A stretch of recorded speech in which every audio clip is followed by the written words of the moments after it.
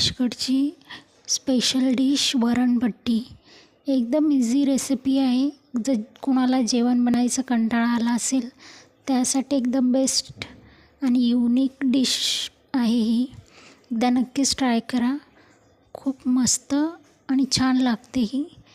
एकदा घरी सगळ्यांनी ट्राय करा आणि मला नक्कीच कमेंट करा आणि व्हिडिओला लाईक आणि शेअर करा.